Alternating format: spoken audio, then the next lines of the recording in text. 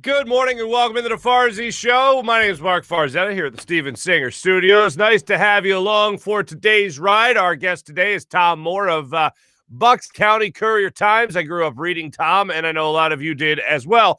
We will get all things Sixers with Tom coming up in a couple of minutes here. But they said live in a four-sports town. That's what they said. They said that'll be fun. They said, hey, one team will always be there to pick you up because they can't all be bad at the same time. That's what they said. And you know what I'm experiencing right now? None of that. Because for the first time in a long time, it feels like there's no other team to look to and be like, nah, they got us.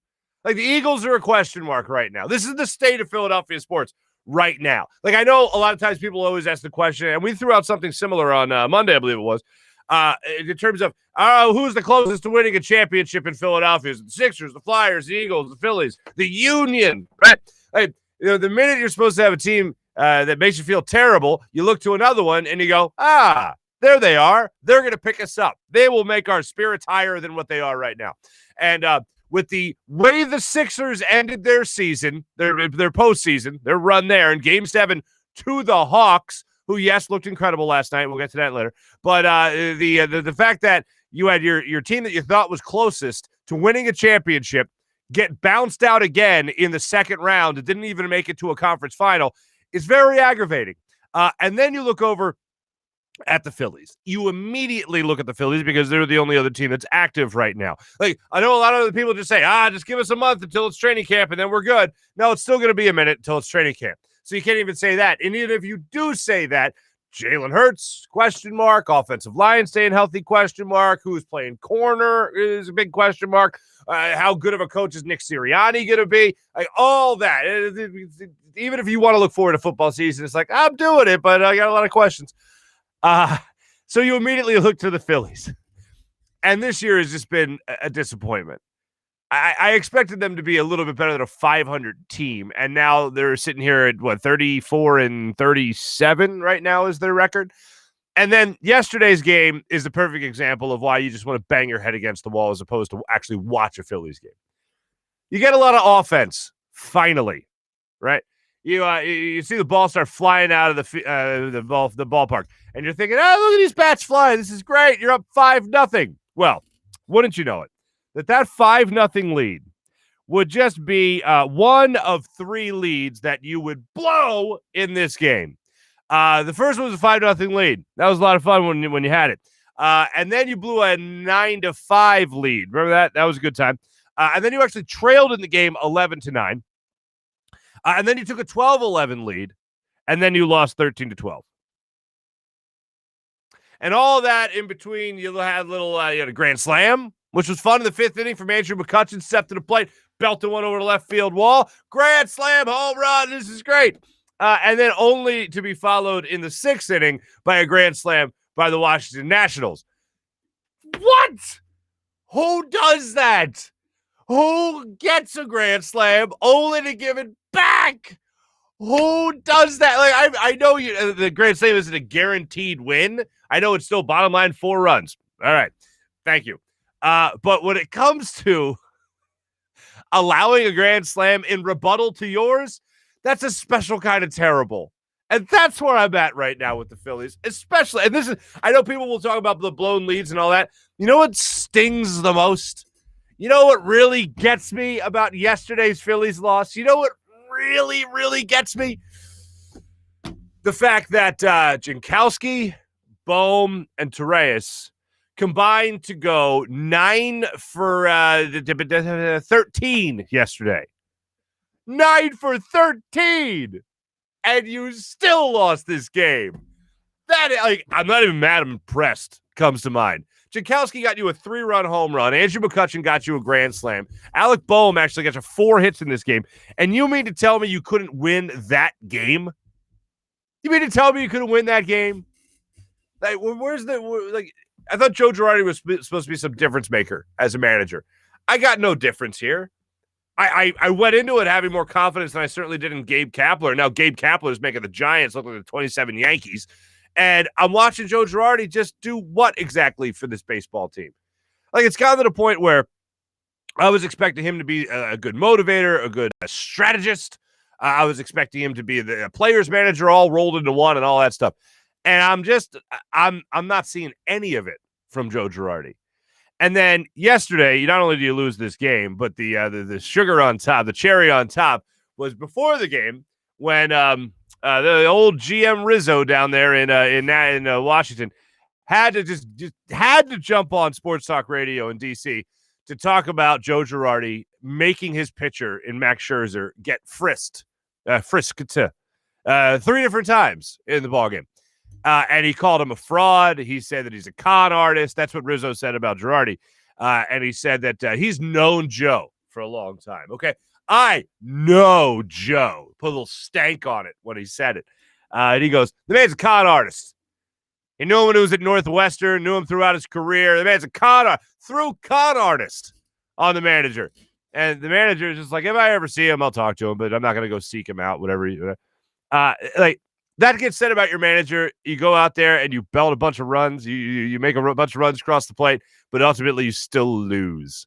It feels like, even though they're, 34 and 37, they are 8 games out of first place in the NL East.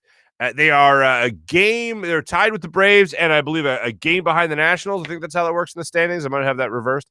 But bottom line is you're not doing too well this season. And I was expecting the Phillies to be a little bit better than what they are right now. And I am waiting for that moment where they have that incredible moment of turning it around, right? But I don't feel it because I haven't seen that. I haven't felt that. I've only seen this team get worse towards the second half of the season. And I haven't really had a great vibe about the Phillies, and I'm sure you haven't either, since the days of Utley and Howard and Hamels and those guys when they were out there on Citizens Bank Parks Field, and they were getting things done for you. So that's where I'm at right now, and that's not a fun place to be. And I know a bunch of you who hit me up in the comment section. I know a bunch of you that hit me up across social media. Y'all feel the same way. When is this going to turn around for the Phillies? Because how many times can you watch the same thing happen? At least yesterday they did it while scoring some runs. At least that was fun. And how is it possible that Bryce Harper can have 10 home runs and every single one of them be solo home runs? How is that possible? That seems like it shouldn't even be allowed. My goodness. By the way, I had this thought overall with baseball yesterday. And really, I've been back and forth on this for a while. You guys know me. I'm a big baseball fan. It's my number one sport and all that. Like, I feel like for the last couple of years, it's been complicated, right? My relationship with baseball. And this is baseball in general. This isn't just the Phillies, even though that has been extremely complicated, personally, with the Phillies. I feel like I'm about to break up with baseball. Not to the point where I'm not going to watch it, obviously, but maybe to the point where, or certainly to the point where it's just not number one for me anymore. And really what's put it over the hump is not just the players with the way they're getting checked right now, Major League Baseball's pitchers, the way they're getting checked right now, but I know what comes next. And that's the collective bargaining agreement coming up. And when I told you last year that I was going to be done with baseball, that I would keep tabs on the Phillies because obviously I have to talk about it. But when I told you last year that I was going to be done with baseball, I was going to be done with the Phillies because of the collective bargaining agreement and the fact that these guys couldn't work out their deals over money because while the rest of America is becoming unemployed at an astounding rate through the pandemic. And you guys want to argue over this? Like, as baseball, you had a chance to take charge for a lot of people. You had a chance to be a great distraction for a lot of people. And not only could you not figure that out for months, and then at certain points, it looked like you just weren't going to play at all. When you finally do get back on the field, you have no idea how to handle COVID protocol. Hey, remember the Marlins being here? Remember that series, what a debacle that was?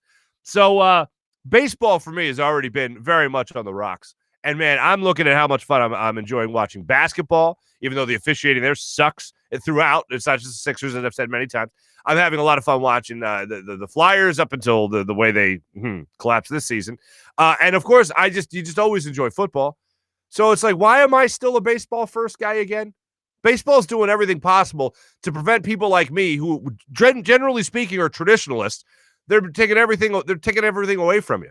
They're trying to give it back to you by checking pitchers, and that just looks ridiculous. They're trying to give you a little bit more offense by moving the mounds back a little bit. Just eliminate the shift. Let's make this easy.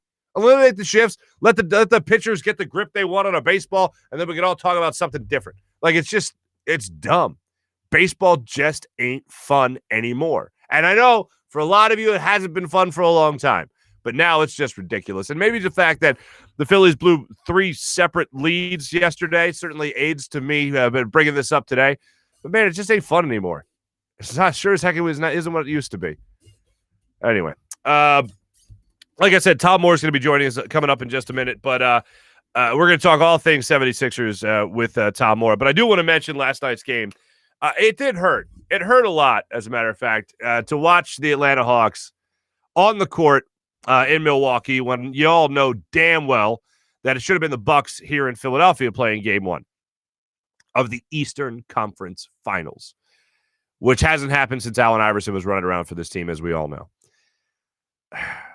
I'll say this Hawks team does look like they're doing something special. And although Trae Young, for me, will probably forever be like a little scoundrel player that I'll hate, damn, he's good.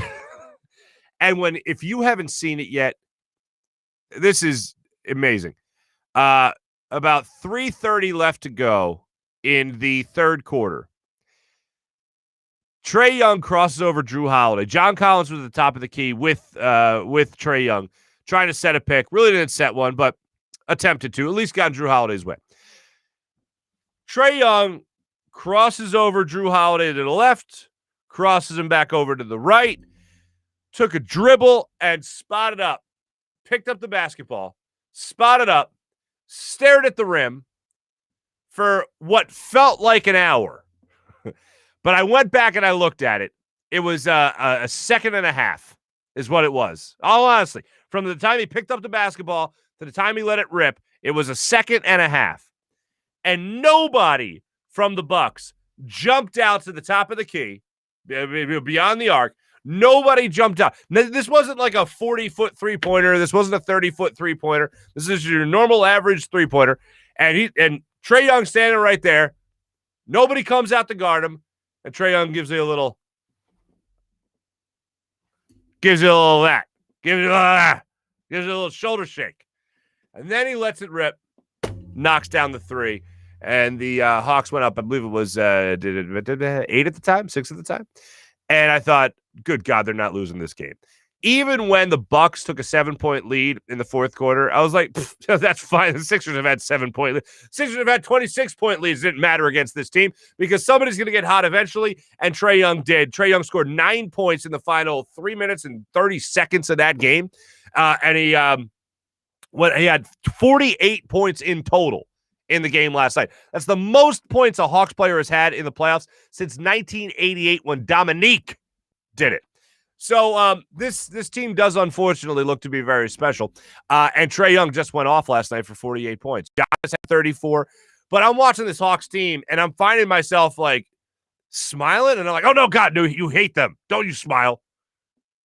But, yeah, I'd never seen the shoulder shake before you hit the three. Usually it's after you do the shimmy. He did it before. And then he still won the game. Like they got a shot of Giannis Antetokounmpo over there at the bench with the Bucks, saying, like, how do you guys let him do the shoulder shake? We can't let him do a shoulder. Like, you have been disrespected. Let's rally. And they did. They went up 7, and then the Hawks were like, that's cute. See you later. And then they took care of business. It was wild. Is what it was last night. Let me tell you about my friend Steven Singer. So the Hawks go up 1-0 in the Eastern Conference Finals. But right now, let me tell you about my friend Steven Singer of Steven Singer Jewelers. Finding that special someone that you want to spend the rest of your life with, that's great. That's fantastic. But you know what? You might hate all the pressure of what's next. Of course, the engagement talk. Then there's the pressure of actually shopping for a ring. You have to worry about getting hassled. You have to worry about haggling, all that stuff. You also have to find a store that you trust. Well, how about this? This is why guys hate Steven Singer of Steven Singer Jewelers, because he takes all those excuses and he throws them out the window. And he says, to heck with that, come to see me. You get everything at the perfect price. You don't have to worry about haggling. You'll also be walked through by our real jewelry experts for all the inventory that we have at Steven Singer Jewelers. So you don't have to worry about styles. You don't have to worry about sales. You don't have to worry about coupons, because every single day you have a real jewelry expert standing there at the ready, and you have the perfect price right there for you as well. That's why guys really hate Steven Singer. Takes all the excuses out of the play when you need to buy the perfect ring at the perfect price. He makes it so unbelievably easy. He's been taking care of Philadelphia and the surrounding area for over 4 decades now.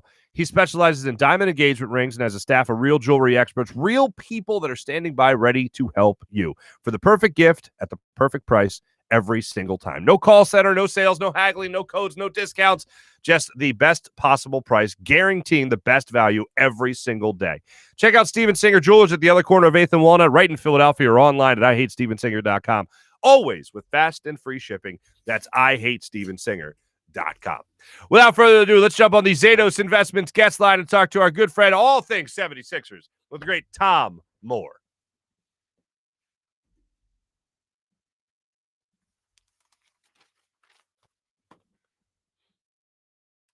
And joining us right now for the Bucks County Courier-Times and Gannett USA Today, my good friend Tom Moore joins the show. What's going on there, Tom? Hello, fellow former Central Bucksian. How are you? I'm doing fantastic. Thank you very much. But I could be better. Now, I think I'm happy for you, as I am some other beat writers, that you don't have a game to cover, at least not till next year. But where do you stand on it? Would you rather be at a game right now covering it with the Sixers playing the Bucks, or are you happy to have a little earlier time off than maybe you anticipated? Yeah, good question. We'll probably take some time off, but probably means more Phillies. So I don't know if that's it's nice to be outside at the ballpark, but little ugly one on Wednesday. How to lose a game 3 times, basically, in one afternoon. So I don't know. I'm old school. I don't root for a team to win or lose. I just root for no overtime. Get the game over with. I always say I'd rather have a Sixers loss in regulation than win in overtime because of the 20 minutes. And maybe that's lazy. Maybe that's just the way we used to be. I don't really know, but that's the way that I am. Yeah, there's only one person that for I guess it would be two people that root for overtime: radio and TV producers. That's it. There's the only people that root for overtime, because that rating just keeps on going, man. When you're on deadline, it's a totally different story. Oh, for sure. I know. I'm having difficulty with this one, Tom. I really am. I feel like a kid. I can't remember a loss that stuck with me this long, even though it's been 3 days since, more so than this Sixers loss to the Hawks, because you felt like it was a wide open door to the Eastern Conference Finals, at least, where maybe you'd go on and you'd lose to a team like the Nets. But obviously they get bounced out. It's the Bucks. I feel like the door was open for the Sixers, and unfortunately it feels like they almost had it slammed shut in their face by themselves. How did you feel about them getting bounced out against the Hawks? Pretty much. I mean, when you look at how everything fell between not only getting the best record in the conference, but as you said, you weren't going to have to play the Nets or the Bucks, who were the 2 most viable teams in the conference until the conference finals. And then the Nets have injuries to Harden and then Kyrie Irving. And the Clippers have injuries, potential finals opponent, the Suns with a Chris Paul thing. And it's hard to imagine everything falling, into place this well. Harden didn't join the Nets until mid-January. He's going to be there from the start next year. They have 3 stars, and I don't know. You just feel like if it's not going to happen this year, I mean, I've been on the beat 33 years. This is the second time that they've had home court advantage throughout the playoffs, and the other time was 2001. And other than that, they've never gotten past the second round any other year. And that was with Barkley. That was, the other Iverson years. They've had some pretty good teams, 50-plus win teams, second, third seeds in the conference, but haven't been able to kind of clear that hurdle. And this year, it just seemed like everything was set up. Everything was falling into place, and then to lose 3 out of 4 games at home after having the conference best 29-7 regular season record, just so many things, the regression of Ben Simmons, Tobias Harris, who you kind of thought turned a corner. He missed some really easy shots in Game 7 also. The bench struggled. Doc Rivers made some decisions that probably weren't the best and didn't, work out as well as perhaps he hoped, starting with putting Danny Green on Trae Young in game 1 and falling behind big and losing that game at home, which set the stage for everything. So, it is a huge disappointment and missed opportunity. I don't think there's any question about that.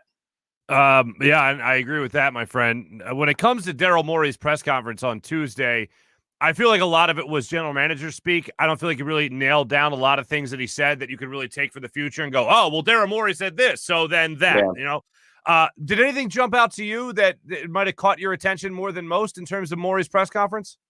He said a lot of positive things about Doc Rivers, which is not surprising, but maybe to counteract all the negative stuff, about Rivers in the wake of, somebody's going to get the blame, and obviously Simmons deserves some blame, but the coach clearly deserves some too. Yeah, I just thought it was interesting when he was asked specifically, will Ben Simmons be here next year? And he said, well, not Ben Simmons, but we're going to do whatever we need to do, to make this team better. I think he thought getting George Hill and with this group, they might have enough, to at least get the conference finals. And he found out they didn't. They didn't get enough production from the bench. They didn't have enough guys who can create their own shots. Some of their shortcomings were really magnified. And I think you also saw the jump from the Wizards to the Hawks. The Hawks could make shots. The Wizards couldn't. And that was a huge, huge difference.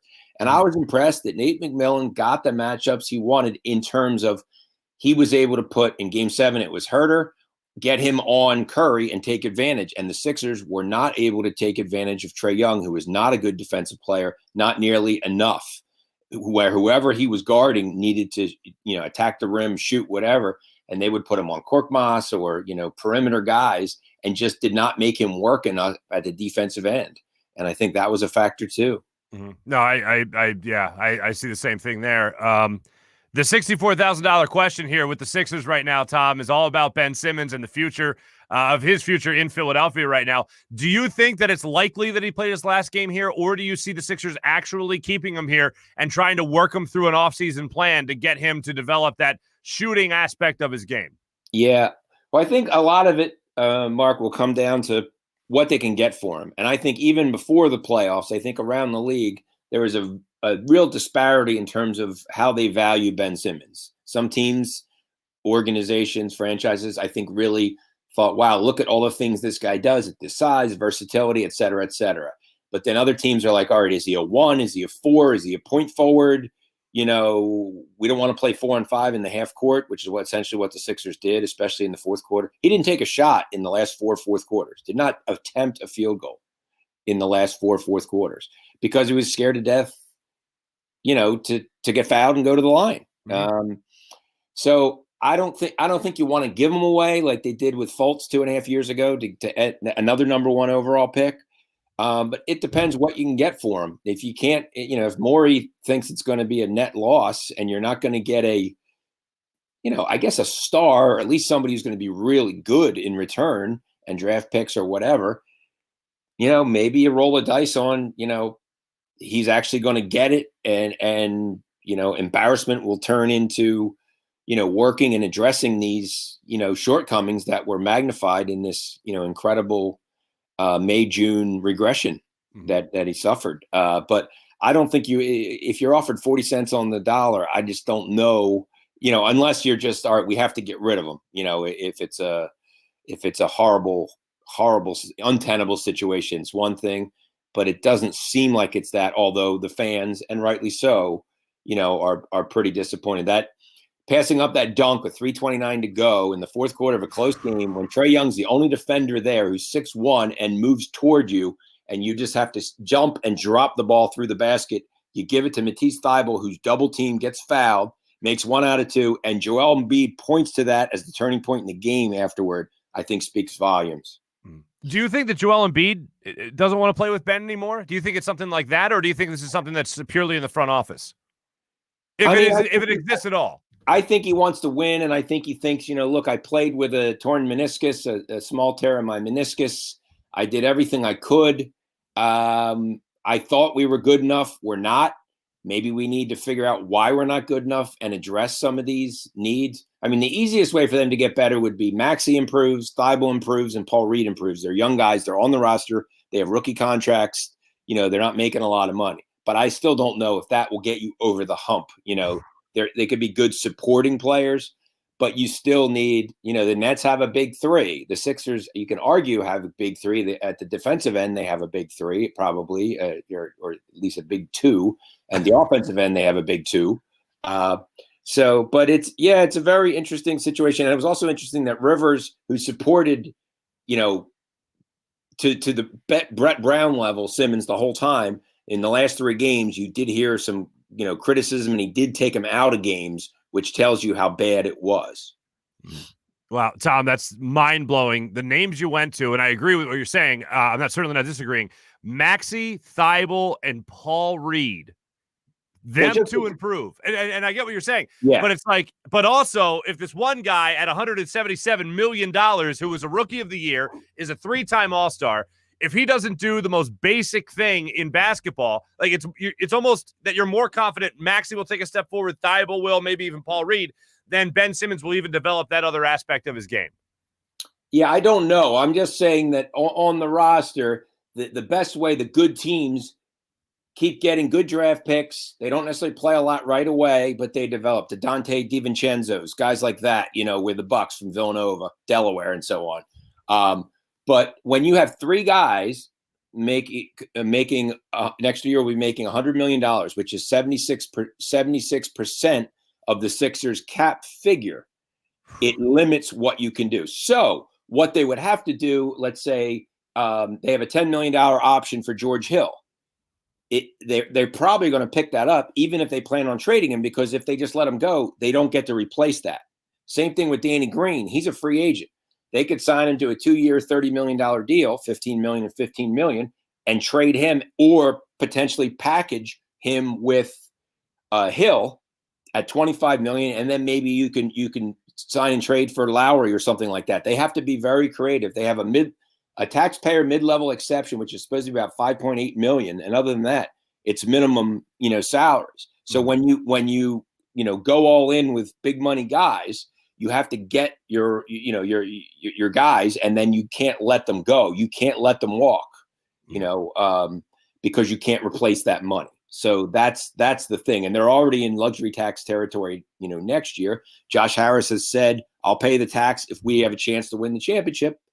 Thought they had a chance this year, didn't do it. So is he willing to spend even more potentially next year? Maybe, possibly. But I don't know. Those are all things that, could potentially come into play. Wow. Yeah. Do you get a sense that the franchise is frustrated with the maturation process, to go back to Ben Simmons, with Simmons, that he hasn't been able to take those scoring steps forward throughout his career?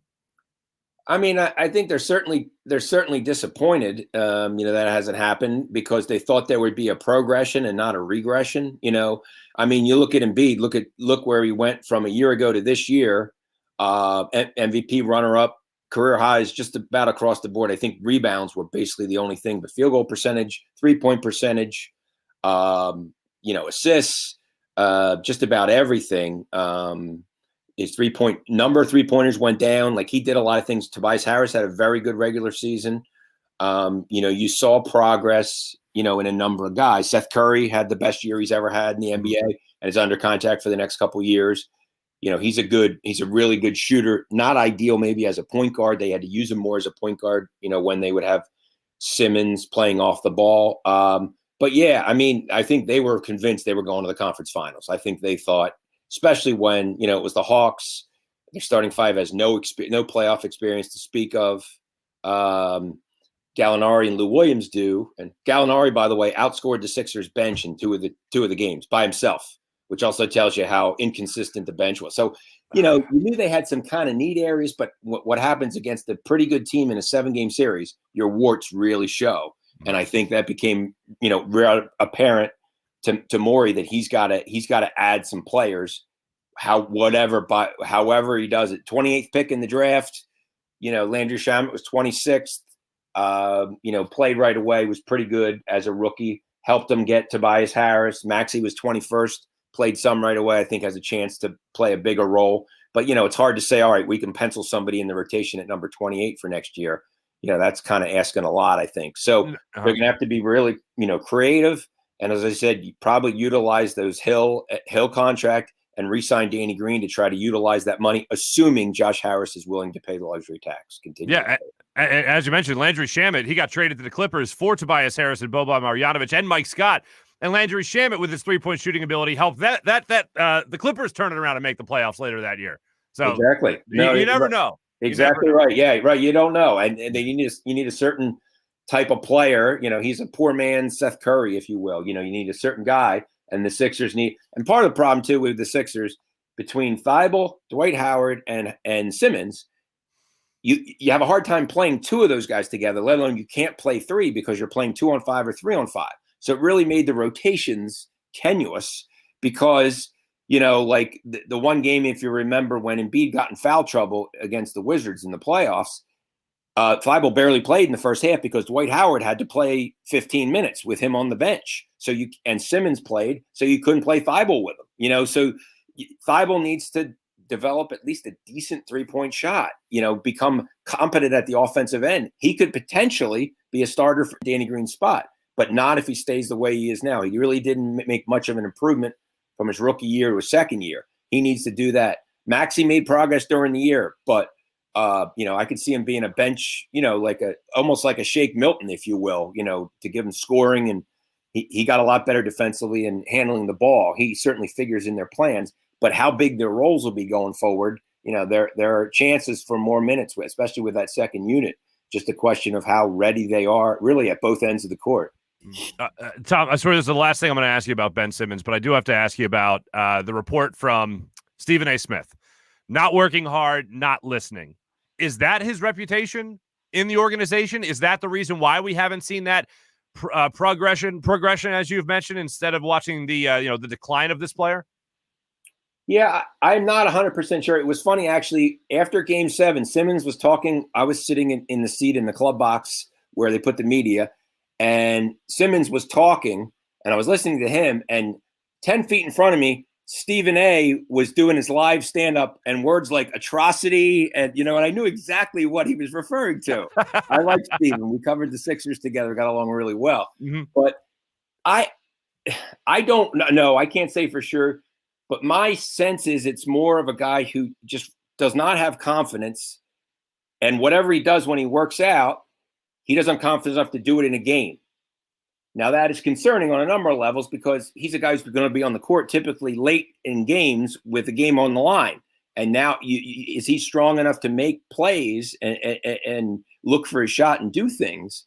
I don't know. Either way, it's certainly far from ideal. I mean, it seems like he works hard. He shoots a lot. We see him shoot a lot before games, and he doesn't shoot. His form's not great, but I mean, he can make bank shots and some 3-pointers when the lights aren't on and nobody's watching. But in the game, he will not attempt them. It's insane to me. I want to ask you about some, maybe possibly Tom, the one that got away. Ime Udoka signs with or at least is in final negotiations with the Celtics to become their next head coach. Yeah. How long before our minds explode here, our brains explode, and we say, oh, my God, that guy was a coach on our staff, and we didn't hire him to take over for Brett Brown, and now he's 82-0 at the Celtics? Like, how long until that settles in? Yeah, I mean, I'm sure if he does well, believe me, I'm sure the fans will be all over it, I mean, he was very highly regarded, on Brett Brown's staff. I don't know. I like Doc, and I think he did a lot of things well, but is not regarded as a, elite X and O guy with games on the line. And adjustments seem to be sometimes a little slow with adjustments. And, when you're in a tight series, every little thing, can make the difference. If they're not running the offense right, if they're playing scared, take somebody out and put somebody in, do something, change something. Don't play all 5 bench guys together and watch a 12-point lead turn into a 6-point loss until you have to put everybody out there. Now, on the other hand, if you remember Game 5, when the lead started slipping away, he had to put all the starters back in with 10 minutes to go. And then at the end of regulation, Embiid and Curry were gassed. Embiid missed his last 4 shots from the field and, more tellingly, both free throws with 10 seconds to go. So that's the problem. They say, all right, you can't play them, but then you put the starters in, and then, so the bench has to get better. You need an 8 or 9 man rotation. I don't like going 10 deep in the playoffs. I don't think you need to go that deep. I think you can easily, especially with the versatility of guys like Harris and Simmons, you certainly, could have gone 9 deep very easily. But yeah, it's a huge missed opportunity, and you're the 2nd seed next year, and let's say it goes well, you get in the conference finals, you play the Nets. Are you going to be able to win in Game 7 on the road, or Game 5, or games 1 or 2? You got to win one of them. And the Nets, I would think, are going to be the favorite, as I said, because they have everybody from the start of the season, assuming Kyrie doesn't go AWL again, or go to a party and have to be in COVID protocol. Remember that whole fiasco? So of course, I don't know, but that's a really look what Durant did with Harden on one leg, essentially, and Irving out for the last 3 games of the series. They nearly beat the Bucks. So that is a formidable foe. It certainly is. It certainly is. Tom Moore, Bucks County Courier-Times, and Gannett USA Today. Always great catching up with you. Thanks for joining us on the Zatos Investments guest line, my friend. Anytime, Mark. Thanks a lot. The great Tom Moore, breaking all things hoops down with us here on the Farzy Show. My thanks to Tom Moore joining us there on the Zatos Investments guest line, and always good chatting with you guys while we roll our guest out for the day. Today's chat took a bit of a turn. I really look forward to not only our social media check-in, but also I look forward to our morning rush, because that's always a good time. Absolutely. My thanks once again to Tom Moore. I will say, I saw the news yesterday. I think it was Woj that put it out first there. Ime Udoka, if you don't remember, was an assistant coach with the 76ers under Brett Brown, and they actually made him the highest paid assistant coach in the league. The Sixers did. They changed management. They changed management, basically. Brought in Daryl Morey as well, but they had Doc Rivers. They brought him in and they hired him. And I was thinking in the back of my mind, well, if you're going to go new school instead of someone like Doc, who you could easily term a retread because he is. If you're going in that direction, why not think about the new guy? Who's the next guy to step up? Who's the next Nick Nurse, so to speak? Who's going to be the next guy to be the next best coach in the NBA, or at least one of the better coaches in the NBA? He got a look. He ended up going to the Nets to work behind Steve Nash, and now he's getting things worked out with the Boston Celtics. It's not going to be long before we see him doing something there in Boston going, oh, my God, just like I told Tom there. Why did we take Doc Rivers when Ime Udoka was right here sitting on our bench already? We let him get away. I could see that happening. He interviewed with Chicago. Chicago didn't take him for whatever reason. They wanted to go with Donovan. And, of course, then he ended up just going to the Nets, and now he's got his own gig. So good for him. Couldn't be happier for him, but now I hate him because he's a member of the Boston Celtics, basically. That's how that works. I do want to tell you real quick about DraftKings and DraftKings Sportsbook, America's top-rated sportsbook app and my sportsbook app of choice. Easy to navigate, plenty of instructions with new bettors, and there's near limitless ways to get in on all the action. My friends and family love using DraftKings Sportsbook. It's a good time. DraftKings betting you, really putting you courtside in the playoffs now. With a $1 bet, you could turn $1 into $100 in site credits if you simply pick any basketball team still in contention. You bet $1 on them to win, and if they do, you win $100 in site credits. Don't forget, DraftKings Sportsbook also offers great odds and promotions on baseball, hockey, and so much more all week long. DraftKings is safe, secure, and reliable, so you can deposit and withdraw your funds at your convenience. Download the top-rated DraftKings Sportsbook app now and use promo code Farzy. That's promo code Farzy to sign up to turn $1 into $100 in free bets. Bet on any basketball team to win, and if they do, you get $100 in site credits when you use promo code Farzy. For a limited time, only at DraftKings Sportsbook. Must be 21 or older, present in Pennsylvania. New customers only. Wager paid out in site credits. Restrictions apply in partnership with Meadows Racetrack and Casino. See DraftKings.com/sportsbook for details. Gambling problem? Call 1-800-GAMBLER. And how about Steak and Maine? Did you see the announcement yesterday? We have it on our Farzy Twitter account right now. 1,000 cannolis, ladies and gentlemen.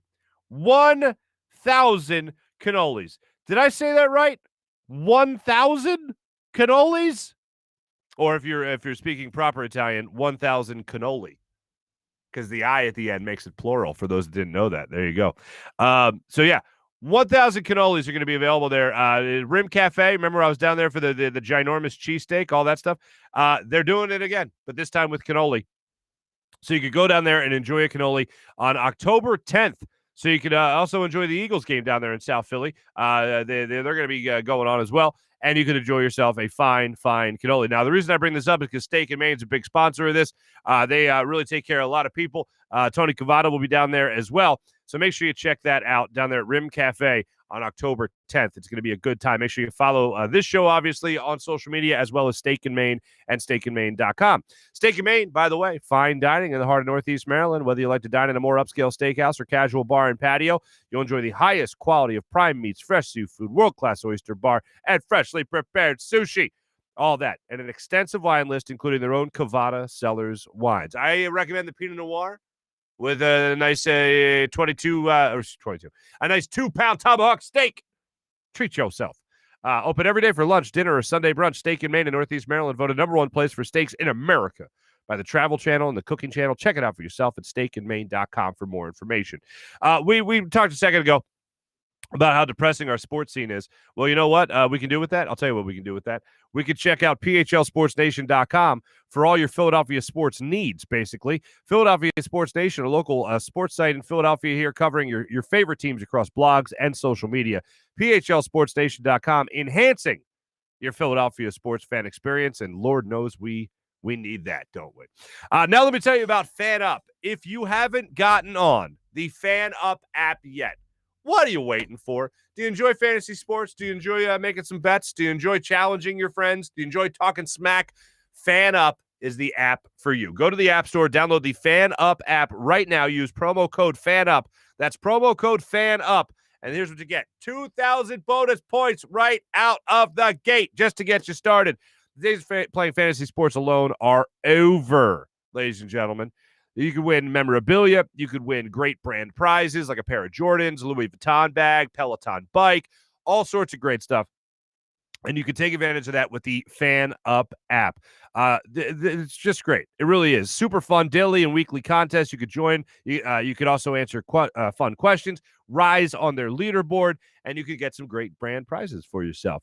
Download the app in the App Store at FanUp. That's right, the FanUp app. Use promo code FanUp for 2,000 bonus points right out of the gate. Just be fans. Now it's time for our social media check-in, brought to you by Steak and Maine and steakandmaine.com. I'll still go back to the comments after I show you what I got for you. For all the thirsties in the chat, Luigi, I'm looking at you. We'll get back to this. Let me just go through this real quick because it just seems like there's a lot of pent-up Phillies emotion right now, and I know my man Dan Schwartz wants to get in on that, so I will make sure that we focus on that in the early goings of all this. If I can get my comments up here and running. There we go. Tim is the first check-in today saying, good morning, Fars fam. What's going on there, Tim? Luigi says, Tom Moore used to date my mom's friend's sister's daughter years ago. Friend's sister's daughter. Okay. And good morning. Luigi, back at you. James is checking in. What's going on, James? Dan's checking in. What can we talk about now? All Philly sports are over. Soul still play? Dan, we got the Union. That's the thing. April's checking in. Good morning, April. Nice to see you. Phillies are perfectly mediocre. Yeah, I guess that's a good way to put it. Perfectly mediocre. Yeah, because the way I see it right now, I don't think the Phillies are going to implode per se, but I think they're going to hover around this 500 mark all season long. I was hoping for a better team. I don't think we're getting that. It's definitely more likely that they implode than get hot. Maybe if Price starts hitting home runs with guys on base, maybe a little bit of a different story. But April, good morning to you nonetheless. Dan Schwartz, mediocrities, the Greek food. Greek god who cursed Philly sports. That's what it feels like. Oh, April brings up a good point here. She says, man, she loves the gyro. Gyro? Gyro? Gyro? I heard gyro the other day, and I was like, just what? I got a Greek restaurant not too far from where I live that I frequent, and I love it. It's one of my favorite restaurants in all of Philadelphia. And I'll ask the guys there occasionally who are from Greece, go figure, and they're like hero. They'll give a hero type of jazz to that. And I was like, is this the equivalent of like sauce or gravy for Italian Americans? Is that like the equivalent? How you pronounce hero? Is that the deal? Is that similar to the sauce gravy thing? Anyway, I hate Trae Young as well, Dan. I agree with you there. Mally's back. What's up there, Mally? Good to see you there, buddy. What do we got? James checking in. Sal's steak and main party with Cavada coming in person in Philly in October. Yes, that is correct, James. That's the cannoli thing I was talking about. Luigi, my Italian brethren, pots and pans. What's going on? Mally in the house. Everyone's celebrating Mally. That's nice. Peep Farzy's Twitter. I think that's the cannoli thing. 5th place in the division. 15 games back in the Mets. No Ben Simmons talk. Yeah, I agree to an extent with you there, Dan. I still need to dissect it further because I'm still hurting. I really am. Like, I got to be honest. Like, I am honestly still in mourning over the Sixers' loss. And as if that game wasn't hard enough to stomach last night, watching the Hawks play the Bucks and the Hawks win, I'm watching Trae Young do the little shimmy before he knocks down a 3, and I'm like, I get the vomit taste in my mouth type of thing. And then, like, I don't know how long I'm going to be. I honestly feel like I'm going to be in this funk when it comes to Philadelphia sports. Maybe until training camp. But even then, we're going to be watching the NBA Finals. And I'll be thinking, what could have been? What could have been? Max checking in saying Air Bud had more confidence in his jumper than Ben. Than Ben in his dunks. Oh, God, that's painful right there. JD's checking in saying, what's up? Luigi's back. Yeah, Luigi, it's not, I'm going to spoil this, though. It's not a weather girl. I know you're the person that's been not begging, but you're the person that's been championing the cause for a weather girl on this show. It's not that, but it is something for all you thirsties that are out there. Don Vito says, keep your innocence, Mark. I promise you, it's not that bad. Not that bad at all. Thanks to everyone that checked in here on our social media check-in brought to you by Steak and Maine and steakandmaine.com. And yeah, April, I know people are hitting you up. They want that paper from 2003 on fans and superstitions. If you ever come across it, we'd love to see it. I do have to second the motion brought to you by everybody else.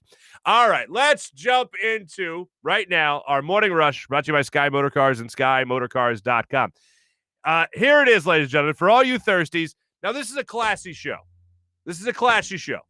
So I'm not just gonna roll out girls twerking, right? I wouldn't do that. But if I did do it, I'd class it up.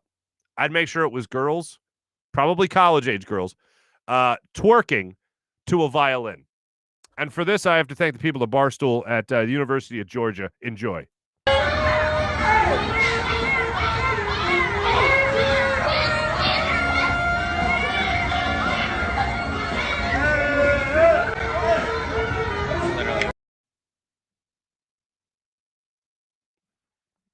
You're welcome. Guess what? Let's do this and do it happens again.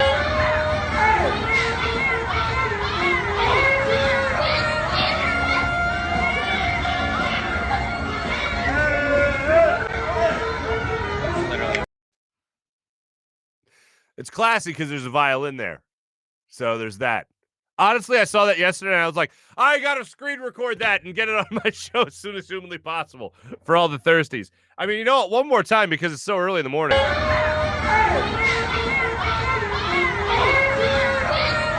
You get the idea. So anyway, Luigi, that was just for, that was just for you. That was just for you. Thanks to Barstool, who caught that yesterday. You stay classy. Hey, April, right with it. You stay classy. I mentioned already. I talked about the Hawks game and how they beat the Bucks. So I'm not even really going to get into the NBA.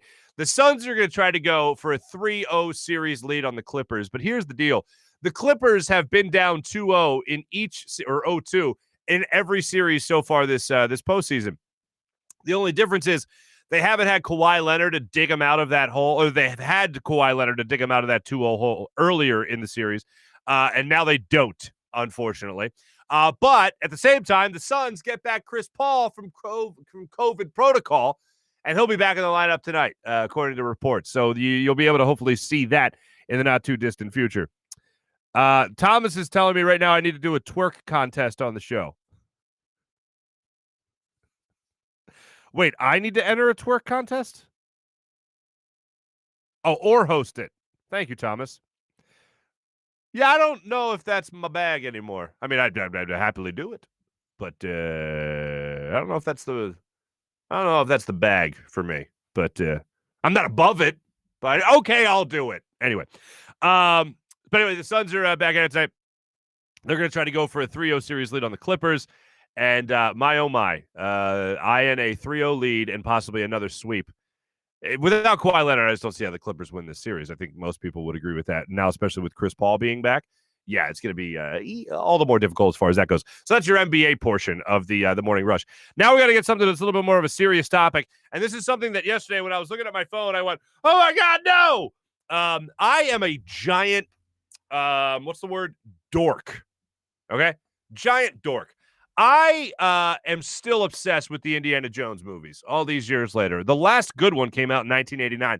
I remember seeing that in the theater when I was 7 years old.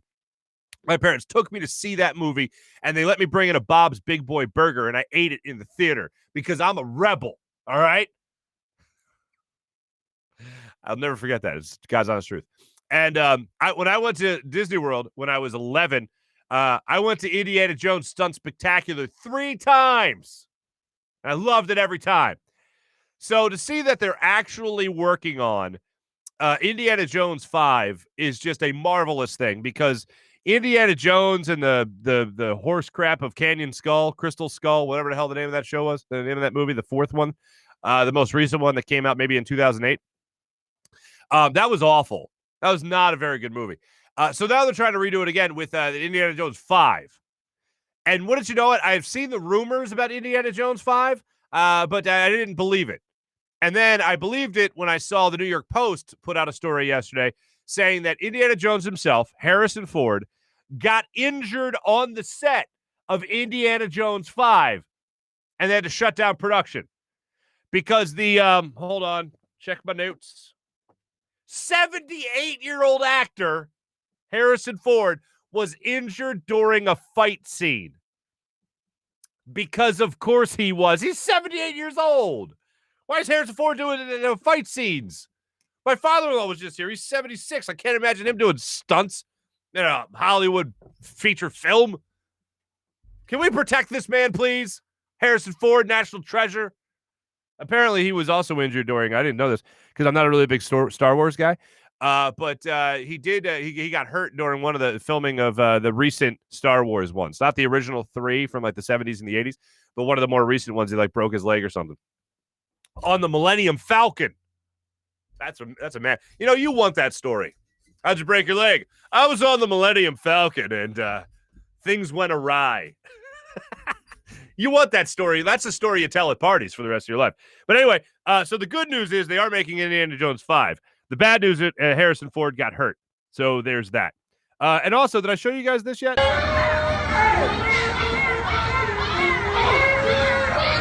Yeah, I did? Okay, good. Anyway, that was our morning rush brought to you by Sky Motorcars at SkyMotorcars.com. Holy crap, I totally remember that. What are we remembering? So Mark entered the twerk contest. I did not enter a twerk contest. The only recollection you have, Thomas, is of Indiana Jones from Full House? Did I miss something? Was Indiana Jones Harrison Ford on? Did they reference something? Indiana Jones is classic, man. If you're like a kid growing up today and you like the adventure movies, you got to go ahead and you got to watch yourself some Indiana Jones. Yeah, I don't remember that. That's funny. Indiana Jones and the Spoiled Depends. Thank you, Dan. Hey, by the way, shout out Conan O'Brien. That reminds me. Spoiled Depends reminds me of Conan O'Brien, and I'll tell you why.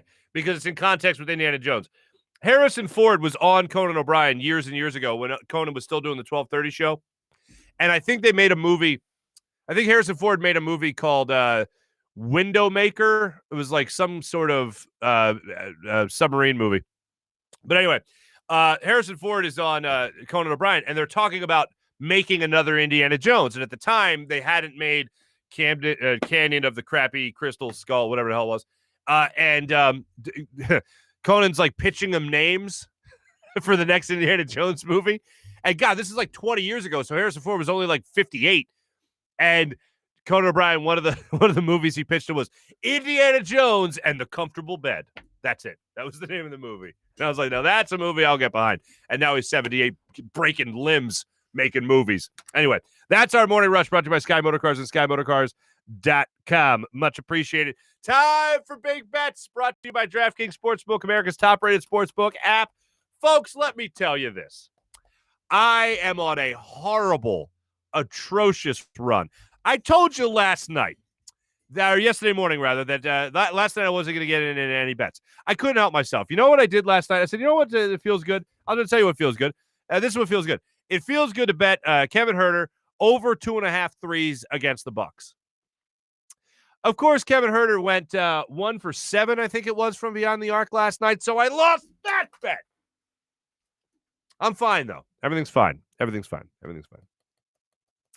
The Suns look good to me for tonight's game with Chris Paul back. So maybe I'll throw a couple of bucks at the Phoenix Suns. The Paul Georges, the LA Clippers were a -1. Were a -1 home favorite to win Game 3 tonight. And then Chris Hayes of Yahoo comes out and says that Chris Paul's playing. The line abruptly goes about face, and now the Suns are favored by a point. So there's that because of Chris Paul. I want to see Chris Paul in the finals. So it's like I'm at the point now where I feel like I'm just 100% mush. I had a great run early. Then I was kind of going back and forth. Then I had another great run, and now I am in the dark right now when it comes to betting. So I don't even want to say who I'm betting tonight because I don't want to mush that, and I don't want to mush you. So no mushes, okay? I'm just looking out for you. So I'll just tell you this, bet with your head, not over it. I don't know. Anyway, thanks for watching, everybody. I'm betting on the Phillies to win. Dan, no, you're not. That is a bold-faced lie. Now we got Danny Tanner references.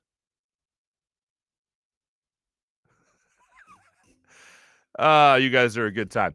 Guys, thanks for watching. Thanks for listening today. Much appreciated. Jim Hyden produced the program. Oh, wait, did I show you guys?